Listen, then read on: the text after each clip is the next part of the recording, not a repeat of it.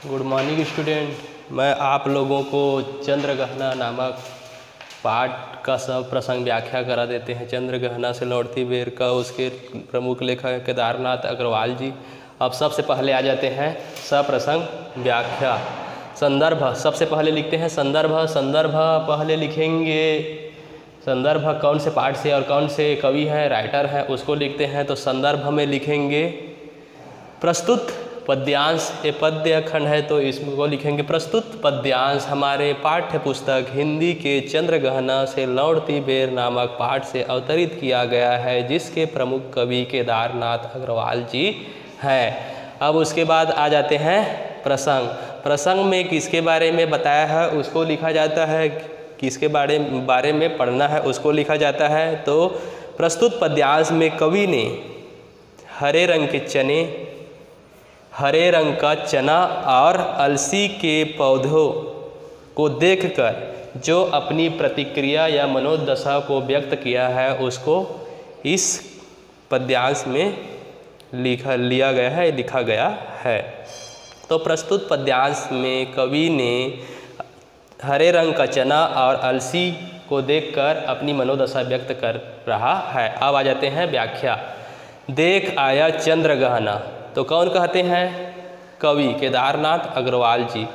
तो कवि कहते हैं कि देखता हूँ दृश्य अब मैं। कवि कहते हैं कि जब मैं देख आया चंद्रग्रहण, यानी कवि कहते हैं कि जब मैं चंद्रग्रहण नामक गांव से लौट रहा था, जब मैं चंद्रग्रहण नामक गांव से लौट रहा था तब एक प्रकार का क्या करता हूँ, दृश्य देखता हूँ, उसका वर्णन करते हुए कवि कहते हैं। जब मैं चंद्रग्रहण नामक गांव से लौट रहा था तब जो दृश्य देखता हूँ उसका वर्णन करते हुए कवि कहते हैं कि जब मैं मेड़ पर, यानी खेत के, कौन से खेत के मेड़ पर, मेड़ तो देखे होंगे गांव देहात में रहता है, पार या मेड़ बोलते हैं। जब खेत के मेड़ पर अकेला बैठा था तब जो दृश्य देखता हूँ उसका वर्णन करते हुए कवि कहते हैं कि वहीं खेतों पर लहराती हुई एक बित्ते के बराबर यह हरा ठिंगना चना, यानी एक बित्ते के बराबर बलिष्ठ मजबूत, जितना छोटा रहता है उसका उतना ज़्यादा उसका क्या रहता है, तना मजबूत रहता है। एक बित्ते के बराबर बलिष्ठ हरे रंग का ठिंगना चना, बांधे मुरैठा शीश पर छोटे गुलाबी फूल का। उस एक बित्ते के बराबर बलिष्ठ हरे रंग के चने को देखकर ऐसा लगता है जैसे वह गुलाबी रंग की अपने सिर पर पगड़ी बांधी हुई हो। यानी उस गुलाबी चने में क्या रहता है, एक प्रकार का छिलका, गुलाबी छिलका, उसी को इसमें क्या बताया गया है, उसकी पगड़ी के बारे में संबोधित किया गया है कि एक बित्ते के बराबर बलिष्ठ हरे रंग का छोटे कद का चना, उसको देखकर ऐसा लगता है जैसे उसके सिर पर गुलाबी रंग की पगड़ी सजी हुई हो, सज कर खड़ा है। यानी गुलाबी रंग की पगड़ी उसके सिर पर सजी हुई हो या धारण की हुई हो, बीच में अलसी हटेली। और जैसे ही कवि की नज़रें दूसरी तरफ पड़ती है, दिखाई देती है, तब वहीं पर क्या रहता है, अलसी का पौधा रहता है जो हटीली है, यानी एक जगह पर टिकी रहती है, खड़ी रहती है। देह शरीर पतली कमर की है लचीली, उसकी कमर कैसी है, पतली है। अलसी का पौधा देखे होंगे गांव देहात वगैरह में, तो उसकी कमर क्या है, पतली है। नीले फूले फूल को सिर पर चढ़ाकर, यानी अलसी का पौधा नीला फूल धारण किया हुआ है। कह रही है जो छुए यह दूध हृदय दान उसको, यानी अलसी का पौधा कह रहा है कि जो कोई भी मेरे नीले फूल को छूने की कोशिश करेगा तो वैसे ही मैं अपना हृदय उसको क्या कर दूंगी, न्यौछावर कर दूंगी, समर्पित कर दूंगी। क्यों कर देगी? क्योंकि उसका तना उतना ज़्यादा मजबूत नहीं रहता है। जैसे ही उसके फूल को तोड़ने के लिए जाओगे तब वह बीच से क्या हो जाता है, तुरंत टूट जाता है। इसलिए वह पतली कमर की है, लचीली, नीले फूल को सिर पर चढ़ाकर, यानी नीले रंग का फूल धारण की हुई है, जैसे ही उस फूल को तोड़ने के लिए जाओगे वह तुरंत ही क्या हो जाती है, टूट जाती है। इतना आप लोग जान गए होंगे। अब फिर एक बार सरसरी बता देते हैं व्याख्या के बारे में कि कवि कहते हैं, जब केदारनाथ अग्रवाल जी कहते हैं कि जब मैं चंद्रगहना नामक गांव से लौट रहा था तब उस दृश्य को खेत के मेड़ पर बैठकर देखते हुए कहते हैं कि एक बित्ते के बराबर बलिष्ठ हरे रंग का ठिंगना मजबूत चना अपने सिर पर गुलाबी रंग की क्या की है, पगड़ी धारण किया हुआ है। उसका छिलका रहता है, वही उसका क्या है, गुलाबी रंग का पगड़ी है। सज कर खड़ा है, यानी सज धज कर हरे रंग का ठिंगना चना मजबूत चना गुलाबी रंग की पगड़ी धारण करके खड़ा हुआ है। वहीं पर टिका है। बीच में अलसी, जैसे ही कवि की नज़रें दूसरी तरफ पड़ती है तब वहीं पर क्या रहता है, अलसी का पौधा रहता है। देह पतली कमर की है, उसका शरीर कैसा है, पतला है, लचीला है, कोमल है। नीले फूल को सिर पर, यानी नीले रंग का वह फूल धारण की हुई है। कह रही है, जो छुए यह दू हृदय दान उसको। जैसे ही मेरे फूल को कोई छूने की कोशिश करेगा तब मैं अपना हृदय उसको क्या कर दूंगी, न्यौछावर कर दूंगी, समर्पित कर दूंगी। यानी जैसे ही उस फूल को तोड़ने के लिए जाओगे तब वह विष से तुरंत ही क्या हो जाएगा, टूट जाएगा। अब आ जाते हैं विशेष। इसमें मानवीकरण अलंकार है। मानवीकरण अलंकार क्यों बताया गया है, यानी जड़ में चेतनता को व्यक्त किया गया है, उसमें चेतना शक्ति बताया गया है। सरल सुबोध भाषा का प्रयोग किया गया है। फूले फूल में अनुप्रास अलंकार है। इतना आप लोग समझ गए होंगे। धन्यवाद।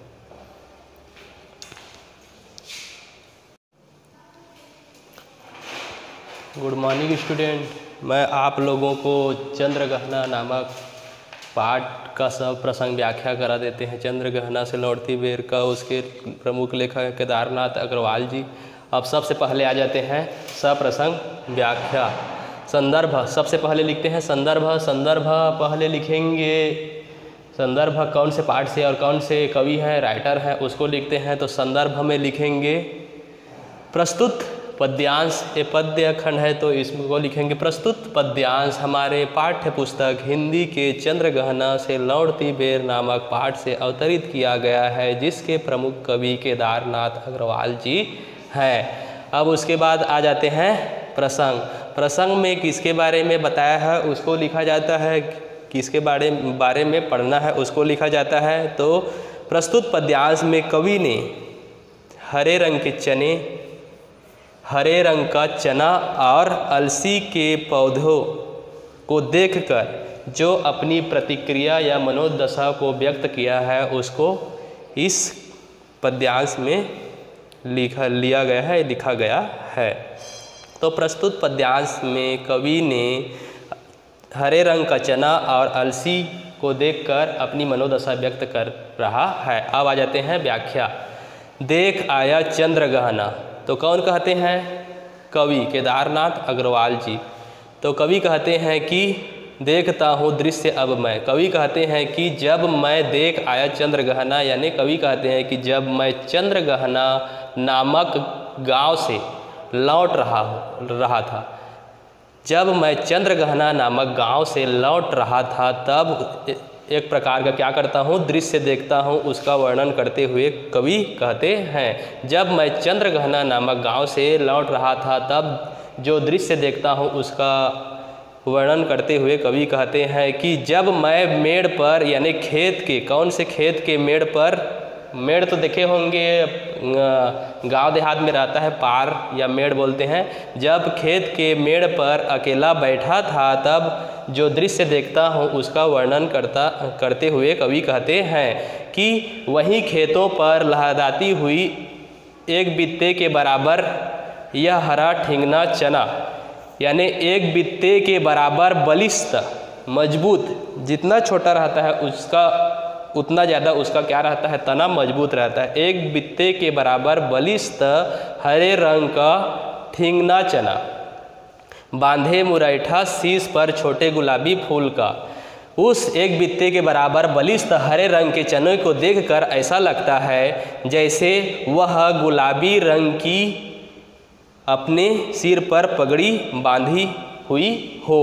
यानी उस गुलाबी चने में क्या रहता है, एक प्रकार का छिलका गुलाबी छिलका, उसी को इसमें क्या बताया गया है, उसकी पगड़ी के बारे में संबोधित किया गया है कि एक बित्ते के बराबर बलिष्ठ हरे रंग का छोटे कद का चना, उसको देखकर ऐसा लगता है जैसे उसके सिर पर गुलाबी रंग की पगड़ी सजी हुई हो, सज कर खड़ा है। यानी गुलाबी रंग की पगड़ी उसके सिर पर सजी हुई हो या धारण की हुई हो, बीच में अलसी हटेली। और जैसे ही कवि की नज़रें दूसरी तरफ पड़ती है, दिखाई देती है, तब वहीं पर क्या रहता है, अलसी का पौधा रहता है जो हटीली है, यानी एक जगह पर टिकी रहती है, खड़ी रहती है।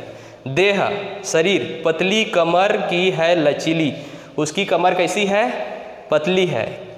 अलसी का पौधा देखे होंगे गांव देहात वगैरह में, तो उसकी कमर क्या है, पतली है। नीले फूले फूल को सिर पर चढ़ाकर, यानी अलसी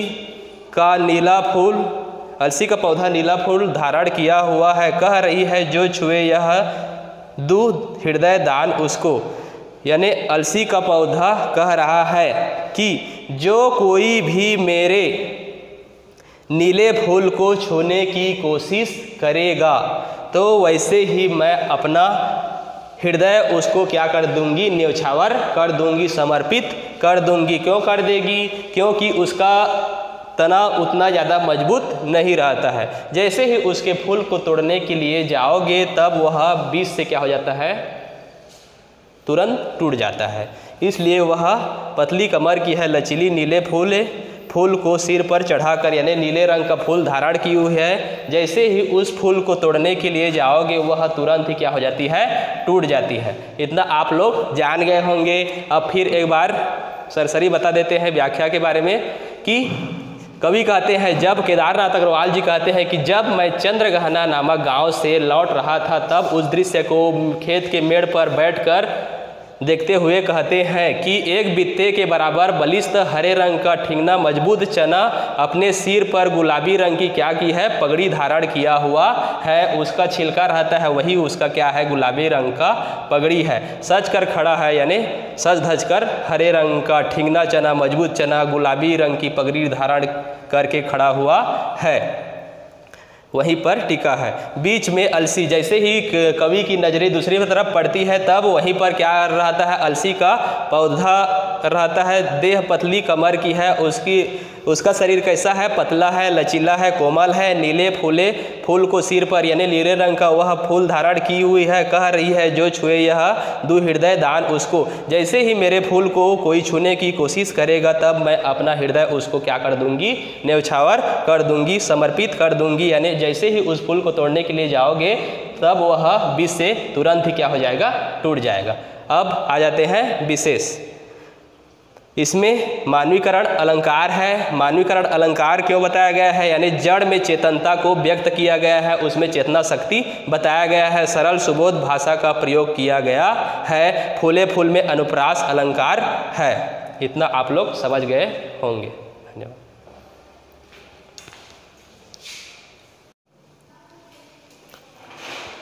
गुड मॉर्निंग स्टूडेंट, मैं आप लोगों को चंद्रगहना नामक पाठ का सब प्रसंग व्याख्या करा देते हैं। चंद्रगहना से लौटती बेर का उसके प्रमुख लेखक केदारनाथ अग्रवाल जी। अब सबसे पहले आ जाते हैं सप्रसंग व्याख्या। संदर्भ सबसे पहले लिखते हैं। संदर्भ पहले लिखेंगे, संदर्भ कौन से पाठ से और कौन से कवि हैं, राइटर हैं, उसको लिखते हैं। तो संदर्भ में लिखेंगे प्रस्तुत पद्यांश, ये पद्य खंड है तो इसको लिखेंगे प्रस्तुत पद्यांश हमारे पाठ्य पुस्तक हिंदी के चंद्रगहना से लौटती बेर नामक पाठ से अवतरित किया गया है, जिसके प्रमुख कवि केदारनाथ अग्रवाल जी हैं। अब उसके बाद आ जाते हैं प्रसंग। प्रसंग में किसके बारे में बताया है उसको लिखा जाता है, किसके बारे में पढ़ना है उसको लिखा जाता है। तो प्रस्तुत पद्यांश में कवि ने हरे रंग का चना और अलसी के पौधों को देखकर जो अपनी प्रतिक्रिया या मनोदशा को व्यक्त किया है उसको इस पद्यांश में लिखा गया है। तो प्रस्तुत पद्यांश में कवि ने हरे रंग का चना और अलसी को देखकर अपनी मनोदशा व्यक्त कर रहा है। अब आ जाते हैं व्याख्या। देख आया चंद्रगहना, तो कौन कहते हैं? कवि केदारनाथ अग्रवाल जी। तो कवि कहते हैं कि देखता हूँ दृश्य अब मैं। कवि कहते हैं कि जब मैं देख आया चंद्रगहना, यानी कवि कहते हैं कि जब मैं चंद्रगहना नामक गांव से लौट रहा था, जब मैं चंद्रगहना नामक गांव से लौट रहा था, तब एक प्रकार का क्या करता हूँ? दृश्य देखता हूँ, उसका वर्णन करते हुए कवि कहते हैं जब मैं चंद्रगहना नामक गांव से लौट रहा था, तब जो दृश्य देखता हूँ उसका वर्णन करते हुए कवि कहते हैं कि जब मैं मेड़ पर, यानी खेत के, कौन से खेत के मेड़ पर? मेड़ तो देखे होंगे, गांव देहात में रहता है पार या मेड़ बोलते हैं। जब खेत के मेड़ पर अकेला बैठा था, तब जो दृश्य देखता हूँ उसका वर्णन करते हुए कवि कहते हैं कि वहीं खेतों पर लहराती हुई एक बित्ते के बराबर यह हरा ठिंगना चना, यानी एक बित्ते के बराबर बलिष्ठ मजबूत, जितना छोटा रहता है उसका उतना ज़्यादा उसका क्या रहता है? तना मजबूत रहता है। एक बित्ते के बराबर बलिष्ठ हरे रंग का ठिंगना चना, बांधे मुरैठा शीश पर छोटे गुलाबी फूल का।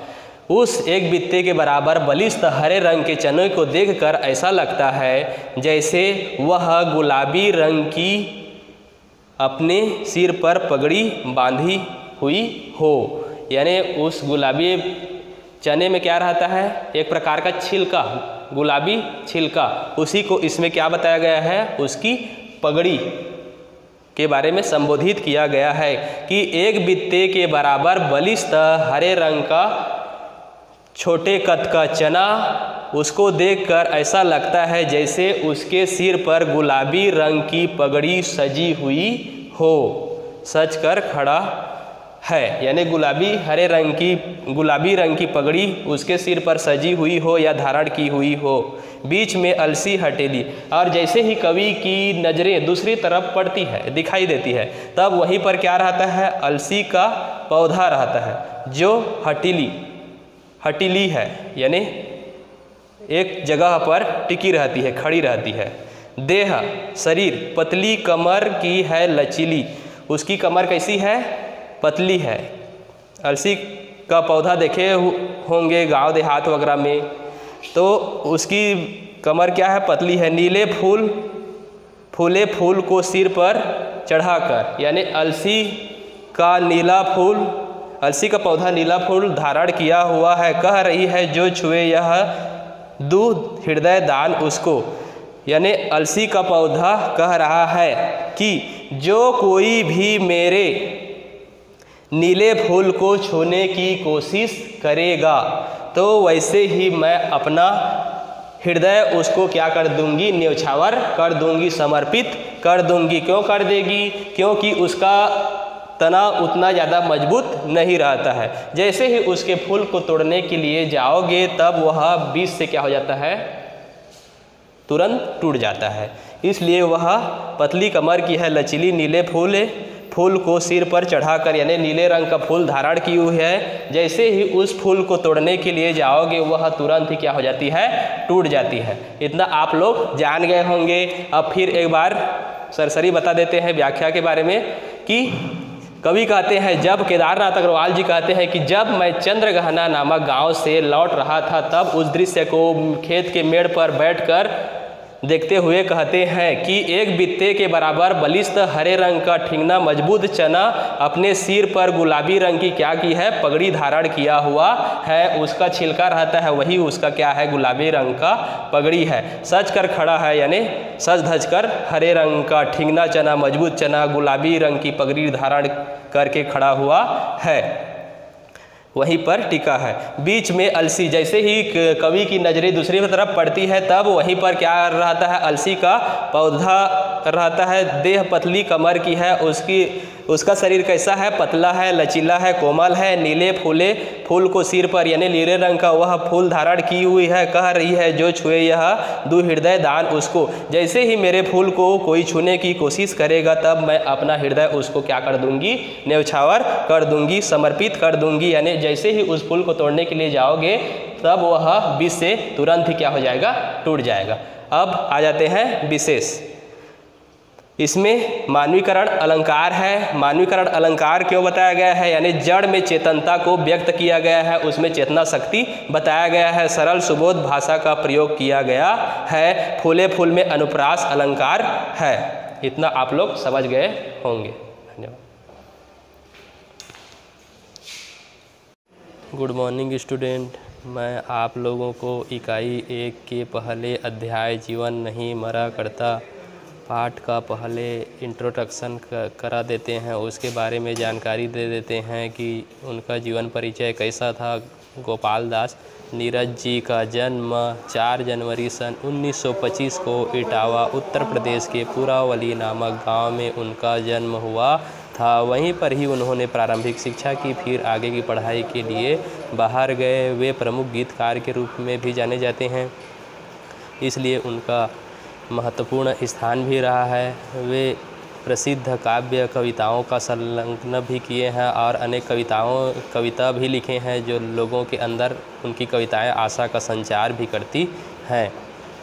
अब इतना तो आप लोग जान गए होंगे कि उनका जन्म कब हुआ था। 4 जनवरी सन 1925 को इटावा उत्तर प्रदेश के पुरावली नामक गांव में हुआ था। अब आ जाते हैं उनकी प्रमुख रचनाएं। उनकी प्रमुख रचनाएं हैं कारवा गुजर गया, ए भाई ज़रा देख के चलो, बस यही अपराध मैं हर एक बार करता हूँ, आशावरी, 2 गीत उनकी प्रमुख काव्य रचनाएं हैं।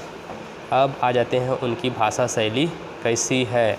उनकी भाषा शैली विशेष रूप से सरल सुबोध प्रवाह युक्त है, जो लोगों को आसानी से उनकी मृदुल भाषाएं समझ में आ जाती है। ऐसी भाषाओं का उन्होंने अपनी कविताओं में संकलन भी किया है तथा उनकी काव्यगत भाषा शैली भी है। भाषा शैली में उनकी भावात्मक, विचारात्मक और भाव प्रधान शैली का उन्होंने अपनी कविताओं में प्रयोग भी किया है, जो लोगों को आसानी से उनकी शैली जो है समझ में आ जाती है। इतना तो आप लोग जान गए होंगे। अब उनका आ जाते हैं साहित्य में स्थान। उनका हिंदी साहित्य में ओजस्वी महत्वपूर्ण स्थान रहा है। उनको पद्मश्री और पद्म भूषण सम्मान से भी उनकी कविताओं को देखकर सम्मानित भी किया गया था, इसलिए उनका हिंदी साहित्य में महत्वपूर्ण स्थान रहा है। धन्यवाद।